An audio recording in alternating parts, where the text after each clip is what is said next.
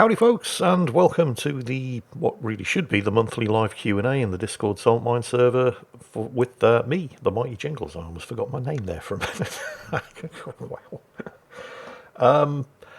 Welcome to everybody who turned up live and posted their questions. And if you're not watching this live, that means you're probably watching it as Monday's episode of Mingles with Jingles. We've got 73 people in the audience at the moment. Thank you all for turning up. Thank you for posting your questions. As usual, I'll try to get as many of them answered as possible. We'll probably keep this going for about an hour or so. And it's also extremely likely that I'm not going to get through all of your questions, but I'll do the best that I can. First things first, staying up till 3 o'clock in the morning in order to get the Amphitheatre of Anguish quest done in Zuldrak in World of Warcraft, right before doing one of these live Q&As is a bad idea. Right? Don't do it, kids. But the Wrath of the Lich King classic in World of Warcraft has really gotten its claws into me good and deep. But anyway, enough of that. I have coffee, so I should be okay. Let's get started with the first of the questions, which comes from Basement Jesus. And he says, Dear so-called, what do you mean so-called? Evil Overlord Jingles. Oh, I can see where this one's going. You claim to be an all-powerful and very evil gnome, yet it doesn't seem that way. Instead, you are kind, caring, hopeful, and wise, along with many other non-evil qualities. What are your plans on becoming actually evil so you can be what you claim? I need to speak to my agent because I'm very offended, Basement Jesus. I am an evil gnome overlord. Just ask the salt miners. Actually, have you not seen the World of Warcraft Christmas videos that I do, where I demonstrate exactly what an evil bastard I am? Young Timmy getting stuck in the chimney of the Gearworks factory, for example, and nearly interrupting a very important weapons test. You should check those out. The video evidence is there. I am an evil gnome overlord, damn it, and I'll prove it, although I can't quite think how just yet, but I'll work on it. Second question comes from Yamatog2. Almighty Overlord Jingles. Firstly, are you recording? Yes, I am. We tested this beforehand, although that's never going to stop the memes. Secondly, apart from HMS Newcastle bottles, do you have any other souvenirs or artefacts from the ships you used to serve on? Actually, I do have a couple of Zippo lighters, all from not just the destroyer HMS Newcastle, but also the Second World War cruiser HMS Newcastle. Rita would find HMS Newcastle trinkets and stuff to buy me as Christmas presents. Funny thing about HMS Newcastle, and it's kind of related to your question, when I was first drafted to that ship, I didn't realise I'd been on board it before. And it wasn't until I was delivering a signal to some officer. I was up in the wardroom and I noticed that on board HMS Newcastle they had Newcastle street signs in the wardroom. So St Mary's Place and other streets whose names I can't remember. And it was when I was up there and I saw these street signs that had actually been taken from the city of Newcastle and stuck on the wardroom walls and the corridors around where all the officers' cabins were. That's when I realised, wait, I've seen this before. And I don't just mean that I'd seen St Mary's Place in Newcastle before, which I had, but I recognised the street signs on the ship. Because when Newcastle was commissioned in 1977, I was in primary school. And a couple of the chief petty officers from the ship, because the ship was built in Tyneside, up in Newcastle, with the Swan Hunter shipyards, which have been closed for years now. And they came to our school and took a bunch of us on board the ship for a school children's ship visit. And I'd completely forgotten about it until 30 years later, 25 years later, when I was delivering a message to one of the officers and I recognised these street signs and thought, oh, wow. So I had been on board that ship so long ago that most of the crew hadn't even been born. So I started to feel really, really old. Yeah. Anyway, Soggy Sow wants to know, Jingles, are you going to be attending MCM London at the end of this month? If so, are you going to cosplay as anything? His girlfriend will be cosplaying as Siri this time, Witcher 3 version. She'd love to get a photo taken with you. Ah! Soggy Sow, are you the guy whose girlfriend went as Harley Quinn from Suicide Squad last time? If so, you lucky bastard. Oh, he's just edited to say yes, he is. No, I am not going to be going to MCM London at the end of the month. No, I'm not going to be cosplaying as anything. Both Eddie and I have decided that it's more bother than it's worth. Because getting to London's a pain in the arse. Driving around London is a nightmare. The hotels are ridiculously expensive. And it's just, the whole experience just isn't what it was. We went to the summer one, and we had all of that trouble. And the hanging around and, mingling with all of the cosplayers outside is great. That's probably the only reason anybody ever bothers going to MCM London Comic Con anymore, because the actual con itself, the stuff inside, is just. I mean, it used to be I've gotten some really, really cool stuff from MCM.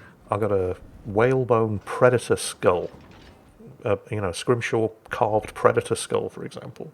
All kinds of really cool and interesting geeky stuff that you used to be able to get at places like MCM London. But the last couple of times we went, there's been nothing but just T-shirts and, cheap rubbish.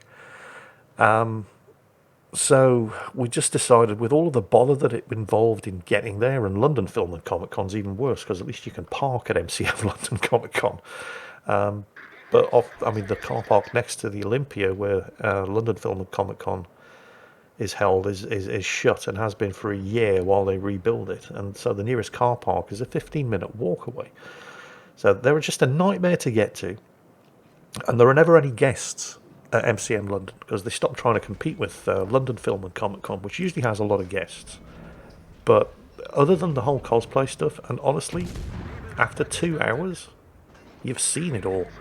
So we decided we just weren't going to bother doing it anymore. So sorry about that. We will not be going to MCM London. We're thinking of maybe going up to the NEC in Birmingham, but there isn't really anything on there for at least the next 6 months. The one thing that we were thinking of attending was Destination Star Trek, and Paramount have cancelled that.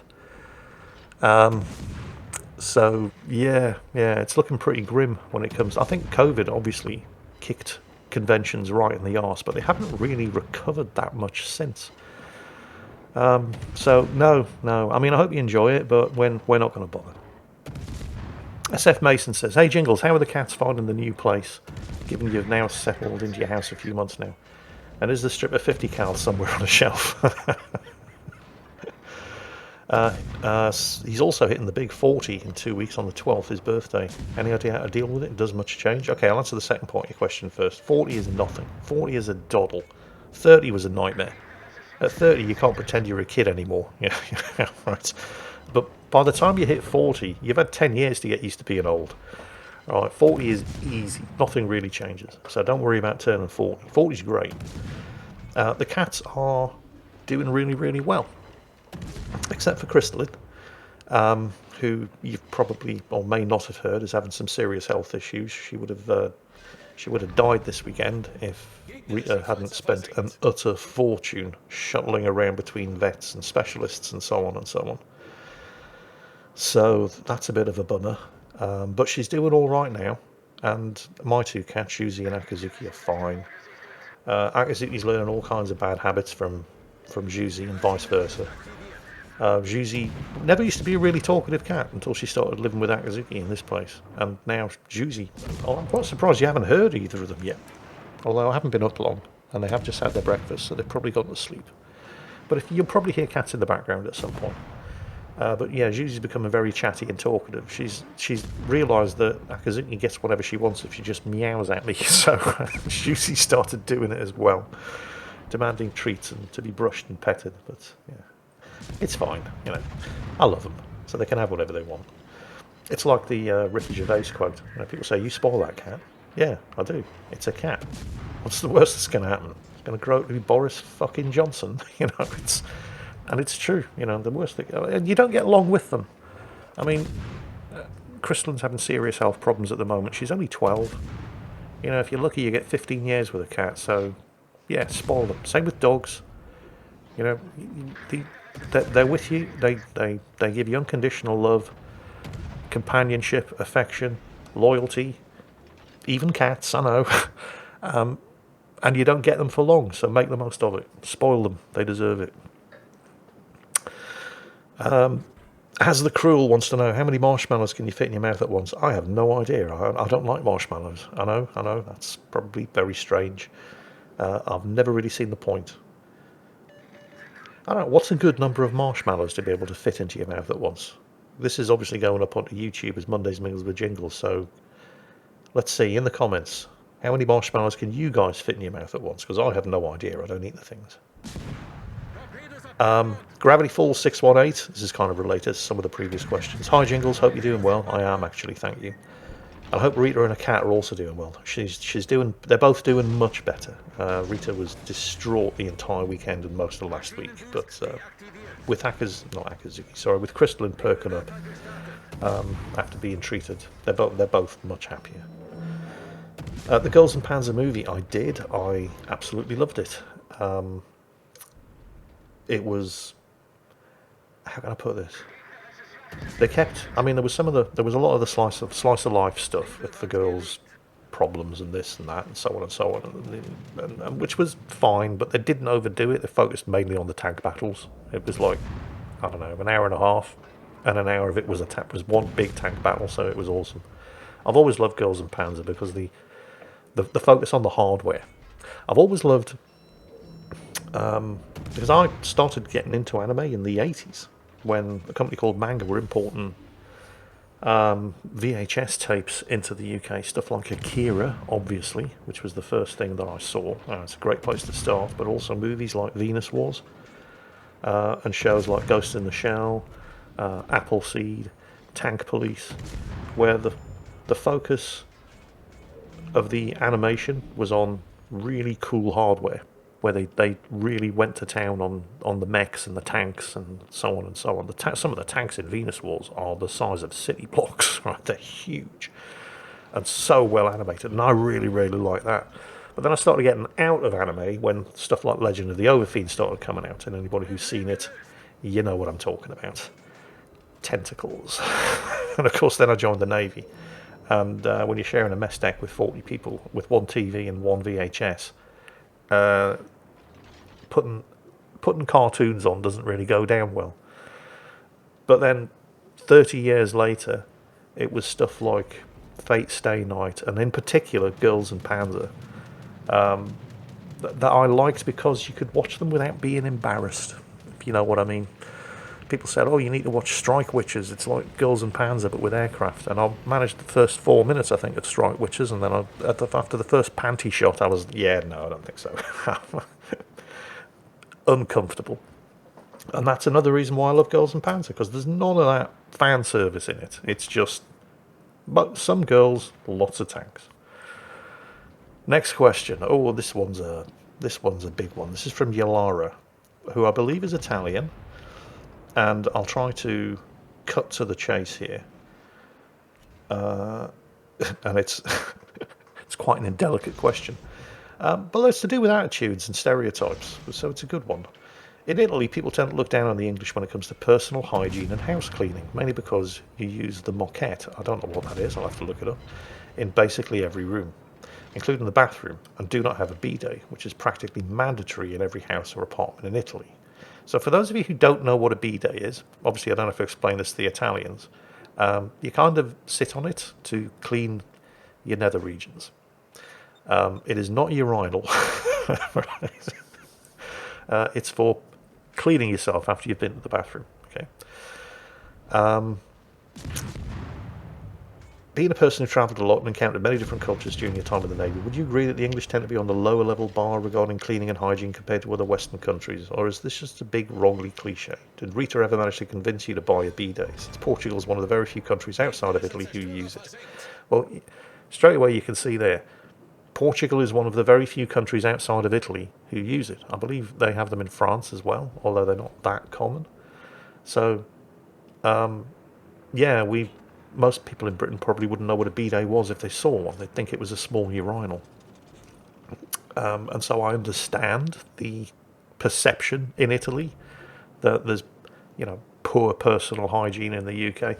And I think that may have been...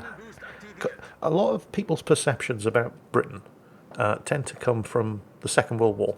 A lot of these preconceptions, things like British food is terrible. Well, it was during the Second World War because we were on rationing, and so we had to make vegetables do everything.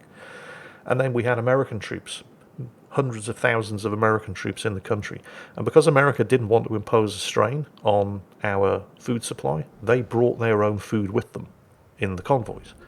So the American troops would be on their training camps eating steak and eggs, and then they'd go out and it was turnip pie, right, in British pubs and cafes. So that's kind of where, and that's kind of where the British food is shit thing comes from, because it kind of was for a very long time. We were still on rationing until the mid 1950s, and it wasn't until the 1970s and early 80s when people started actually experimenting with different cuisines here in Britain. So there's that, and then of course this poor hygiene thing, and British have bad teeth. You know, these are all basically from the Second World War, because we didn't have showers. Showers weren't a thing. Every house had a bath. Not every house had a bath that was connected to the plumbing. You'd have to boil water in a pot and pour it into the bath. But, you know, there were baths, but there were no showers. So cleaning became, and we're talking the 40s, 50s, through to the 60s here, getting yourself clean became a once a week thing, and it was a big occasion. But, you know, that was a long time ago. It's all, it's just like everywhere else now, with the exception of not having B-days. So I could completely understand where these conceptions come from, but, you know, they're very, very out of date. Although it's probably true that countries like Portugal and Italy do have higher standards of personal hygiene because of things like having B-days in every bathroom. But I've been to other places where, to me, it seemed, oh my God, that's disgusting, but was just perfectly normal. Because if you've ever been to a public bathroom in an Arab country, anybody who has probably already knows what I'm talking about. To take a dump, there's no toilet seats, there's nothing like that to sit on. They're almost like shower cubicles that you squat over and take a dump into this little hole. And then to clean your ass, you have to use your left hand. Some places might have a little brush that you can use, like not toilet paper, a little brush that you can use to scrub your arse out with, and then rinse and put back for the next person to use. So this was a bit of culture shock for me. And this is why you never use your left hand for anything in an Arab country. You certainly don't eat with your left hand, and you don't shake somebody's hand with your left hand, because that's the hand that you use for, so if you slap somebody with your left hand in an Arab country, that's a mortal insult. But, you know, this was massive culture shock for me. I mean, and yet that's considered completely normal over there. It's just, it's what you're used to. And again, this was quite a long time ago. We're probably talking 30 years since I saw this, and doubtless things have changed since. But anyway, thanks for the question. Very good one. Eagle223 says, Jingles, have you played a game called War on the Sea? It's made by the same people who made Cold Waters. Maquette is French for carpet. Thank you for that. Yes, I have played War on the Sea, and yes, it's made by the same people that made Cold Waters. And have I actually? No, I need to double check that, because there is the people that made Atlantic Fleet, which I loved, was a great game, did another one, and it was kind of terrible. And I'm not sure if that's War on the Sea. We'll have to double check. Because I remember playing it and thinking, oh, it's just Atlantic Fleet, but, you know, the same turn-based naval combat, but animated in real time. And it was kind of shit. And I set up a training battle where I thought, I'll take I think it was the USS North Carolina, or possibly the New Jersey. Anyway, big American battleship, 16-inch guns. And I set it up for a training battle with a bunch of Japanese carriers. And I remember in Atlantic Fleet, where as long as your fire directors were trained on the same target, your shots became more and more accurate with each consecutive salvo, because that's how fire directors worked. I spent 20 minutes in the North Carolina, or possibly the USS New Jersey, shooting at these 3 Japanese carriers, and I don't think I landed a shot closer than 400 meters. So it just wasn't working, and I never bothered. I don't know if that is War on the Sea, though. I'd have to check my Steam library, and I don't really want to tab out right now, otherwise I'll lose my place, and blah blah, and so on and so on. But if that is the game that you're talking about, yes, I tried it and it was kind of pants. If it's not the game that you're talking about, I do need to check out the developers of Cold Waters and see what else they've got. So either, yeah, I've tried it and no, or no, I haven't tried it and thanks for the recommendation. Next question from Superi. Hi Jingles, hope you're having a fantastic day. Didn't get off to a good start, Superi. As mentioned, I stayed up way too late doing a really, really annoying quest in Wrath of the Lich King Classic. And yeah, I haven't been awake that long, and I'm halfway through my first cup of coffee, but things are getting better, but thank you. Next question from Alfie. Jingles, as someone that's going to Rally next month for Phase 1 training, what was your experience like there? Okay, HMS Rally is the basic training facility for the Royal Navy in Cornwall. Yes, it's on the Cornwall side of the River Tor. Yeah, I had to check there because I can never remember whether it's in Devon or Cornwall. Basically, it's down in Plymouth, and wow. Well, it's going to be a bit of a culture shock, I'll tell you that for nothing. I was kind of prepared for what it was going to be like because when we lived in Swaziland, I went to boarding school in South Africa, and it's kind of like that, but with even more discipline. It's going to be very disorientating. Just do what you're told. Don't try to be clever with your instructors. You will regret it. Mostly they're focused on basically just trying to turn. They don't try to teach you a trade or anything at Rally. It's just basic military training. They just want you to start to act like a sailor rather than a civilian. So it's all going to be looking after your uniform, keeping your bunk and your locker clean. There's going to be lots and lots and lots of cleaning. There's going to be lots of marching around. You're going to get shouted at. You're going to get run ragged. You'll get very little sleep. But I actually hated it at first, and then after a couple of weeks really started to enjoy it. I mean, I was hopelessly unfit when I first arrived. Oh, yes. Yeah. If you haven't already started, start doing fitness training. Otherwise, you will suffer for the first couple of weeks. But, I mean, and I did suffer for the first couple of weeks, but by the end of it, I was fitter than I'd ever been in my life. In the last two weeks or so, I'd just going to do PT. The PTIs, by the way, for those of you who don't know what a PTI is, physical training instructor. We call them club swingers. So the club swingers, they will, doesn't matter how much you have trained physically, they will find a way to make you suffer. Right? They'll push everybody to their own personal limit because that's their job. But it will be easier for you if you are fit before you go down there. But even if you're not fit before you go down there, like I wasn't, you will be in shape after about the first 4 weeks, and you will start to enjoy the PT. So yeah, just keep your ears open, keep your mouth shut, never volunteer for anything, do as you're told, and it'll be over before you know it, and then you'll be on to career training. Silent Penguin. Greetings, Jingles, from the People's Republic of Canada. The Soviet Socialist Republic of Knucklestan. Do you remember the trip to Bovington Museum where you basically said you got to lose your getting in the Tog 2, Cherry? I do remember that. How do you convince the museum staff to let you in? And was it everything you expected to be in a Tog 2? They invited me down there to film a video on it, so they put me in. I didn't have to ask. And it is like a nightclub inside that thing. It's huge. There's so much space.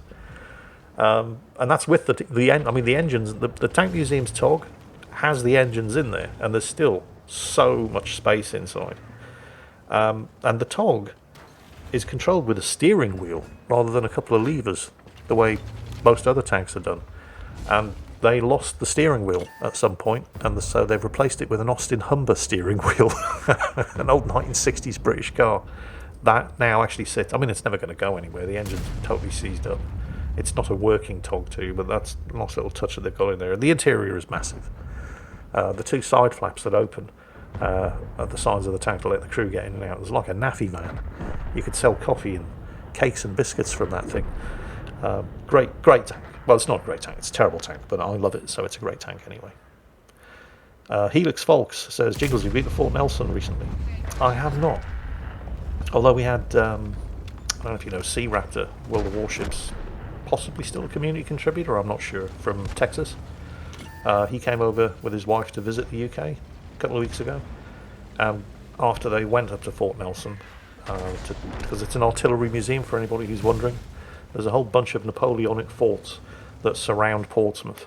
And then there's a whole bunch of Napoleonic sea forts guarding Portsmouth Harbour that were built by, I think Lord Palmerston was the Prime Minister at the time during the Napoleonic Wars, to defend Portsmouth from French invasion. The idea being that the sea forts would stop what they could, and then if the French did manage to get ashore and invade Portsmouth, they wouldn't get off Portsmouth Island because it was just surrounded by hill forts. Fort Nelson being one of them, and now it's one of the Royal Armouries museums. It's an artillery museum, and it's a fantastic place to visit. They used to, I don't know if they still do, but every Sunday they would pull one of the guns out and fire it off. They've got a railway gun there, which works. I don't know what the caliber is. It's like 450mm gun. Anyway, they've got some really, really big guns. Definitely well worth a visit. And after Sea Raptor and his wife had visited Fort Nelson, they came back here and I cooked a chili for them and we had a good night together. But no, I haven't been recently myself. Kay Jager says, have you seen what they've been doing to the USS Texas? It's in Galveston now, isn't it? They've dry docked it. I haven't... I mean, I'm aware of what's been happening. I've been following the Twitter feed and so on and so on. But yeah, the ship was basically in danger of sinking, and it badly needed some work, and the money got raised, and they are now putting it through a refit. Not sure where it's going to go once it's done, but it's going to be months under repairs, and it's good to see that they managed to save it. Thunderchild wants to know, have I remembered to turn the recorder and microphone on this time? I certainly hope so. Otherwise, this is going to be a very short episode of Mingles with Jingles on Monday. I'm cracking through these questions at a good rate today, aren't I? This isn't bad. The last envoy, Jingles, why did you decide to remain on the south coast when you left the Navy? And was there a particular reason you didn't return to Tyneside? Okay, so I'm originally from Newcastle upon Tyne, which is the administrative capital of Tyne and Wear, county in the northeast of England, right, just on the border of Scotland, obviously on the correct side of the border from Scotland. Although there is a town right on the border called Berwick-on-Tweed, which is an old sheep town. They've got like a sheep market in the centre of town and so on and so on. And I think most of the town is technically on the Scottish side of the border, but it is an English town, but its football team plays in the Scottish Football League. It's a really weird town. Very nice little place as well, by the way, but I digress. Why did I stay on the south coast? Well, because I've basically lived here since 1995, so it was what I was used to, and it would have cost an utter fortune to move everything up to Newcastle, and I kind of like the climate down here. It doesn't snow much, although it does get really hot in the summer, but I still have family up in Newcastle, who I haven't seen in years because I'm lazy. But yeah, I liked it down here, and it's what you're used to. You know, I've been living here for 15 years or so anyway. All of my friends were down here, so this is where I stayed. No particular reason, it was just less convenient to move back up to Newcastle and much more convenient just to stay where I was. H has a very important reminder for me. Pet the kitties. I would, but I don't know where they are. Normally, when I've got the microphone up, they can see that I'm doing something and they want to get involved, so they come in and talk to me and demand petting. But yeah, they're probably sleeping off their breakfast. Premeditated Marder wants to know, are you planning on getting back to the Outer Worlds? Wasn't planning to. I played it through it and completed it, and it was a good game. It's kind of short, but it wasn't a full price game either, I think, so you got reasonable value for money for it. There's probably some new DLC out, but honestly, I've had to uninstall a load of stuff just to... I've got, let's see, 2.5 terabytes of hard drive space on this PC, and it's filling up rapidly, so that I had to start uninstalling stuff. Like Microsoft Flight Sim was using about, I don't know, 500 gigabytes by itself. That's gone. And actually, let's have a quick look. How much free space do I have on this disk now? Disk properties. I have 680 gigabytes free. So, because I've basically been going through and just cleaning up stuff that I like. Does that need to be installed? Because I never use it, right? Get rid of it. Stuff like Microsoft Flight Sim. So I do have a fair amount of hard drive space. So there are other stuff, I suppose, that I could reinstall and have a go of. But I hadn't planned on going back to the Outer Worlds. I don't know if they've released any new DLC for it that I should be aware of. I do remember enjoying it. The Outer Worlds. That was the one made by... because it looked a lot like a... was it former Bethesda employees? Was it Obsidian Entertainment by any chance? The guys that did Armoured Warfare? And a lot of the old Fallout stuff, which is why the Outer Worlds looked so much like Fallout. I remember it was a good game, just not particularly long. But no plans to go back to it unless you can think of a good reason why I should. Sphere says, "G'day, Jingles." I suspect he may be from Australia. What's your favourite experience with the Australian Navy? I don't think I've had any direct experiences with the Australian Navy. Although we did have an Australian exchange officer on board. I think it was HMS Southampton or HMS Nottingham. Because we do this with the Commonwealth Navies. Not just the Commonwealth Navies, actually. We had a Norwegian operations officer on board HMS Coventry. Per Lindström, I think his name. He's a really nice fella. And I cannot remember the name of the Australian Lieutenant Commander, the Royal Australian Navy Lieutenant Commander that we had on board HMS Nottingham, because everybody just called him Bruce.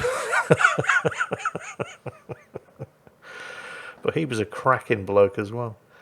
The Australian officers, in the limited experience that I've had of them, tend to be a bit more down to earth than some British officers can be. I don't want to foster the stereotype of British officers all being landed aristocracy with family names that go back to the Domesday Book, all twirling their moustaches and wearing their monocles. And I have met a couple of Navy officers that were kind of like that, but the majority are, perfectly down to earth and normal. But that does tend to be the norm rather than the exception with the Australian officers. I can't remember anything about him other than that his nickname was Bruce and he was a pretty good bloke. But that's my only real experience with the Australian Navy. Did Nothing Too says, "Good morning, Mr. Jingles. How are you doing?" Not too bad. Like I said, terrible earlier when I woke up and started doing this recording, but things are starting to get a bit better now. I shall have to go and make a fresh coffee soon. Arline Clay says, "Rear Admiral Jingles, as a fellow former Airsofter, what was your favourite site to go to? And did you ever go to the 01 Airsoft Weekender event?" Well, my favourite site was Combat South, because I was in the Wasps, which was the home team of Combat South, and I used to basically every 2 weeks. Although then they opened up Combat South Urban up at Fort Widley, another one of those Victorian Palmerston forts around Portsmouth, where you would fight in the tunnels and the galleries inside the fort. But Combat South had to close, although I hadn't played Airsoft for years before Combat South closed, because the land that the woodland site was on wasn't theirs. They just rented it, and it's been sold to a property developer, and the woods up there are now all being turned into housing estates. And yes, I did go to 01. I only went to 01 once, and I can't remember the specifics, because I bought because they have a shop as well, an online shop, and I've bought a couple of stuff from them. But I do remember it being a really good event. I just can't remember anything specific about it. And I never went to the Weekender, because Combat South, they were kind of in competition with Combat South, and Combat South's Vietnam Weekend was almost always around about the same time, and I always used to go to that instead. Minor Tree 93, with the USS Texas currently in dry dock, would you consider coming down to Houston, Texas when the repairs are done? I'd love to. In fact, somebody from some aircraft carrier in California that I can't remember the name of invited me over for an event that they're having. And obviously I'd love to see the USS Texas, and you have another battleship or carrier in Corpus Christi in Texas. Basically, there's these World War II veteran huge carriers and battleships scattered all the way around the coast of the USA. And yes, there's a lot of them in Texas. And I would love to, but holy shit, it's expensive just to get there. And yeah, I would love to see all these things. I mean, I've seen the USS, which is the one in Intrepid.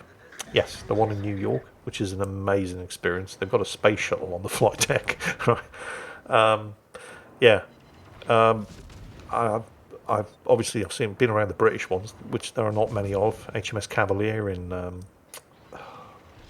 the place near London that I can't remember the name of, which will probably pop into my head and I'll blurt out.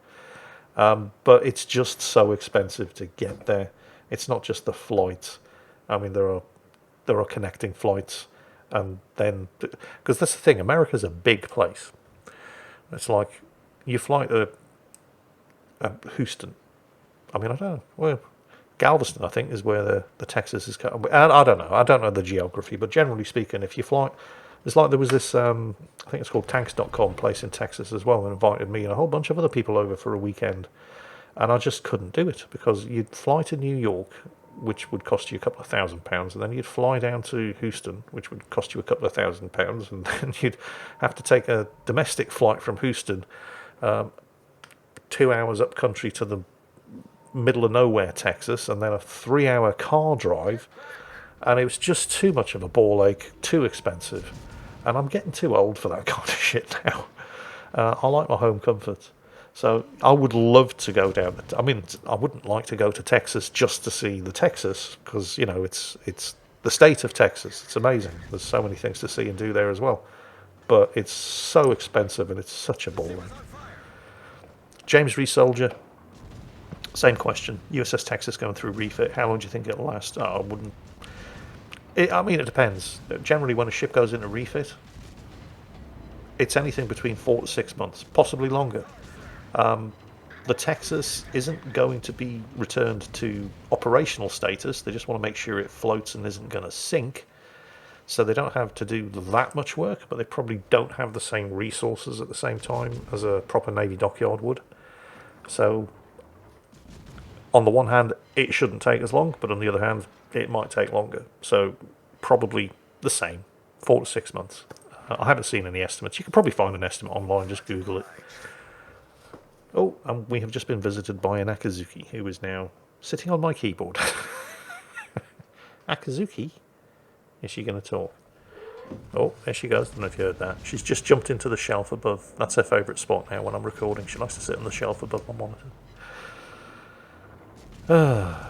Right. Next question. How are we doing for time? Oh, we're only about halfway through. This is good. I'm burning through these questions like you wouldn't believe. Greetings, glorious Overlord Jingles. Would you be playing or replaying Cyberpunk 2077 with the recent update? And related, have you watched the tie-in anime Edgerunners? I am still playing Cyberpunk 2077, believe it or not. It's one of the few games that I have not uninstalled. I maintain that it is one of the best games ever, even if it had a really, really rocky start.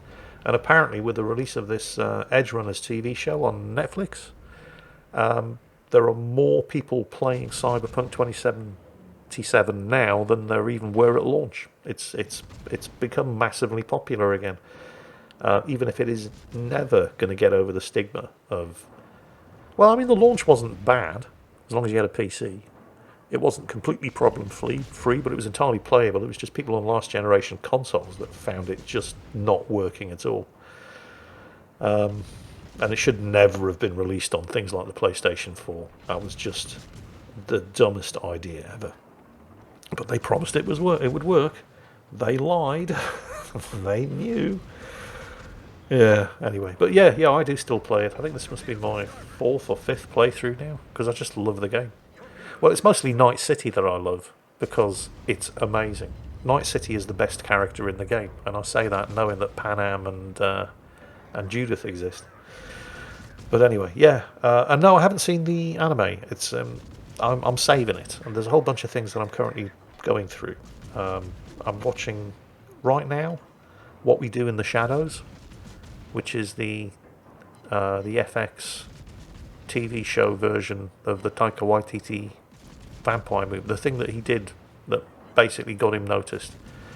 It's about a bunch of vampires who've been living in the same house for a couple of hundreds of years in the TV show on Staten Island, and they just are constantly getting on each other's nerves, and they can't relate to the real world, and they've got problems with werewolves pissing on their hedges, and it's really funny.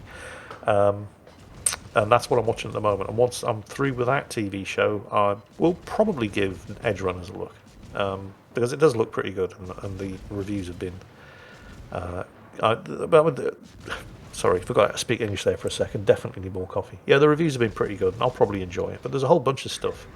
I've been watching the She-Hulk TV show. Look, don't judge me. I was bored, all right. It's not completely terrible, but it's the sort of thing that you're not supposed to take seriously. So that allows it to get away with a lot of shit. And I really like the lead actress, who does a good job of making me not hate her character. I'll tell you what is good, though. The news, which was very surprising, after the utter disaster that was the Kenobi TV show, Disney's new Andor TV show, the one with Cassian Andor from Rogue One, that is really good. It's just not stupid at all, even when it could have been, in the way that Kenobi always was. It's just really clever, very well cast, well acted, and they've obviously spent a lot of money on it, and it looks amazing. So yeah, that's really, really... I don't want to give any spoilers, because it's really, really good. But yeah, there's a whole bunch of TV shows that I need to watch, but I don't want to start until I've finished other things. Shoe Soup wants to know, what games are you looking forward to playing this and the next year? I only have a couple of games on my Steam wishlist. I'm looking forward to playing Destroyer, the U-Boat Hunter. That was I'm amazed at how well that video did. I was expecting, because it's not World of Warships, it's not World of Tanks, and they normally get about 100,000 views after a week. Chaos Gate Demon Hunters, 20 to 30,000 views. Basically, anything that's not World of Tanks or World of Warships, like these episodes of Mingles with Jingles, will usually get around about 20 to 30,000 views. It crushed 70,000 views in its first day, and it's up to about 120,000 now. It was ridiculously popular, which is great because I'm looking for something to play after Chaos Gate Demon Hunters, and I'm going to play it anyway. But the fact that it seems to be stupidly popular, and I do the Chaos Gate, the Warhammer 40k Demon Hunters videos. I put them up because I enjoy playing it, and most of you don't enjoy watching me play it, but those who do really, really, really do. So I'm going to do it anyway because I enjoy doing it. But if I can get something that I really enjoy doing, which you also really enjoy watching, fantastic. Everybody's a winner. So, there's that. And while we're on the subject, thank you for the reminder, Grumps. I have 5 giveaway codes. Giveaway codes? Codes to give away. English is hard. Yeah. So we're going to organise a giveaway here on the Discord channel. Those of you watching this on Monday's Mingles with Jingles, sorry, you missed it. Tough, you should have been here. So we'll sort that out after this live Q&A. Grump's going to show me how to do it. I'll try to get that done. So if anybody if they haven't already bought a copy of Destroyer the U-Boat Hunter, maybe you couldn't afford it, you'll wait until the end of the month when you got paid, whatever. Ooh, apparently a shipment is due to arrive today from... Yes, sorry. Oh, man, I'm losing it. Yeah, I can't say her name, otherwise she'll listen in and start doing things. But my smart home thing just let me know that a shipment is due to arrive today. That'll be my new coffee machine. I've completely forgotten where I was. Don't get old, kids. It's terrible. I need to... You know what? I'll edit this bit out because I switched to see Grumps' direct message, and then when I came back here, it took me right back to the start of the questions, and now I've forgotten where I was. Yes, Shoe Soup. What games are you looking forward to playing this and next year? Yeah, Destroy the U-Boat Hunter. The stuff that's on my Steam wish list are... I'll have to switch to Steam. But there's Big City Little Kitty. Obviously, I've been playing Stray, and there's you wait 10 years for cat games to come along, and then 2 arrive at once. Although there's no release date yet for Big City Little Kitty. It just says cats don't have deadlines. And then there's Aliens Dark Descent, which it's like a 3D isometric, really fast-paced, real-time squad shooter. Imagine something like XCOM, but not turn-based. And you're controlling a squad of Marines. And so that, I don't have the faintest idea when that's due out. Let's have a look. Release date, sometime next year. So those are the only two things that I actually have on my Steam wishlist. Big City, Little Kitty, or possibly Little Kitty, Big City, I can't remember, and Aliens Dark Descent. Those are the two things that I'm really looking forward to. Next question. We're going to have to start winding this down soon. From Tigernos. Jingles, hope all you are well. I am, thank you. I may have missed the reason, but you played Final Fantasy XIV briefly and it seems to have died a death. Will you coming back to it at all? You know what, I might. The reason why I stopped playing Final Fantasy XIV was because once you hit level 20, you had to get groups to run dungeons if you wanted to progress any further. It wasn't optional. This was something that you had to do. And I really, really hate being told how to play my MMOs. I really don't like it. If I want to just do solo content, that should be an option. And it is in basically every other MMO in the world, but not in Final Fantasy XIV. You know, I don't mind joining up with other people to do dungeons, but I hate being gated and forced into doing it. However, I have heard that there has been an update which will allow you to do the dungeons in solo mode. So if I wish to, I can do them without having to go through the hassle of getting a group together. So I might give it another look, because I did enjoy basically everything else about the game. Although I should warn you, with the Wrath of the Lich King expansion for World of Warcraft Classic, I'm kind of got my MMO card fully punched at the moment. But yes, Final Fantasy XIV is back on my radar. Next question from Silent Penguin 3. Is there anything you notice living with Rita now that you found out living where you currently live that wasn't so apparent when you were living together in your previous residence? No. No, I lived with Rita for 5 or 6 years. There are no more surprises. When you live with somebody for 6 months, you pretty much know everything that there is to know about them. And they know everything that there is to know about you. And yeah, no, having Rita move in was like putting a comfortable pair of old slippers on, because we've known each other for so long. We've known each other's pets for so long. So no, there were no new surprises. Sorry, no shocking revelations there for you, Silent Penguin. When you've known each other as long as Rita and I have, nothing surprises you anymore. Wolf1138 says, "G'day from the West Australian salt mines."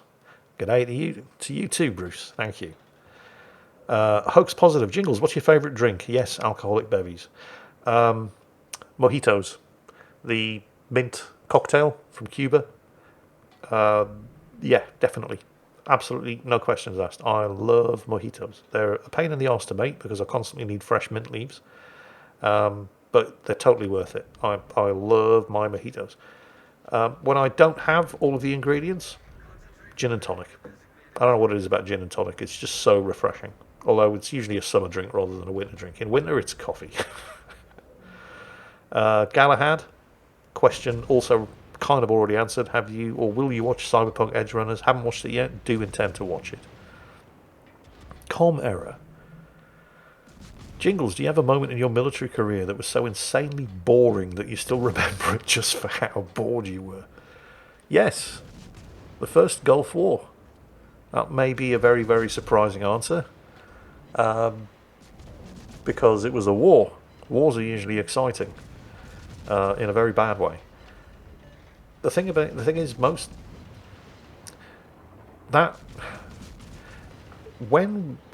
can I put this? So this was my first ship, HMS Brazen, which was a Type 22 frigate. And frigates, by the way, I realise that, you know, if you've been playing stuff like World of Warships or any other World War II naval-based game, a frigate is a very, very small ship. It's smaller than a destroyer. Not so in these days. The Type 22 frigates were as big as town-class cruisers, right? They were huge. And the first Gulf War was basically, for me, because, I mean, the war itself only lasted about 30 days, but all of the build-up prior to it, and then the wind-down afterwards, was 6 months of mind-numbing routine and boredom. 90% of it, with 10%, oh shit, oh shit, oh shit. Right?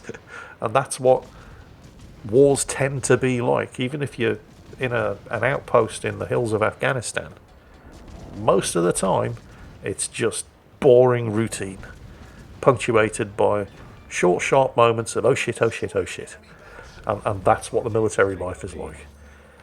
It was 8 hours on, 8 hours off for 6 months. And I just wanted to kill myself by the end of it. I looked forward to getting shot at as a break from the routine. So, yeah. My first 6 months of active military service were the most boring that I can ever remember. And, yeah. Yeah, don't go to war, kids. It's dull as shit. Right? Except for when it isn't, and then it's really exciting and interesting. I think we're going to start winding things down because we've got 10 minutes to go, so we're going to go for the last couple of questions. Jingles, are you recording? Yes, I am, Stingray 50. As we've seen, you've been playing Aliens Fireteam Elite with Rita. I haven't recently, not since the Wrath of the Lich King expansion for World of Warcraft Classic came out, although she's been playing it with her viewers. Are there any other games that you would play or have played already together on the channel? For example, something like Sea of Thieves. Sea of Thieves is one of those games where I had great expectations for it when it came out, and then the actual experience was heavily dependent on who you were playing with. And unfortunately, and I don't want to name names here because it wouldn't be fair, but one of the people that we were playing with, there was me, Rita, and this other guy, and he was a really, really nice guy, but he made everything that you did with him very, very dull. And it was just, everything was done in a way that would make it as difficult as possible and take 3 times as long as if you just stopped to think about what you were doing. And that kind of really soured my experience of Sea of Thieves. Plus, on launch, it wasn't that good. And this was years ago, but it's still going, and apparently it's doing really well. So that might be something to take another look at. Because Rita and I do try to find games that we can play together, and Fireteam Elite has probably been the big success. And there's World of Warships, obviously. Usually on Sundays, myself, Rita, Red Baron, the guys from the Bob's Clan get together and we play through the operations. Now that the new operations, well, not the new operations, the old operations are back, that's actually really, really good fun. But I'm definitely open to suggestions for things that you can play cooperatively with other people that aren't World of Warcraft, because I've definitely got my plate full of that, because those are the kind of games that I really, really do like. But yeah, thanks for the questions. Good one. And anybody who has any suggestions about good co-op games that you can play with friends, I would definitely love to hear them. And I think I am going to have to call that done for the day. That's nearly a good hour long of video. Apologies that I didn't get through all of the questions, but I'm pretty sure I got through all of the questions that were there at the start. There's just dozens and dozens of new questions that have been added at the end. Thank you all for coming. Those of you who turned up in person for the live Q&A, I hope you enjoyed it. I hope you found it entertaining. And anybody who's watching this as Mingles with Jingles on Monday, as always, take care, stay safe, and I'll catch you.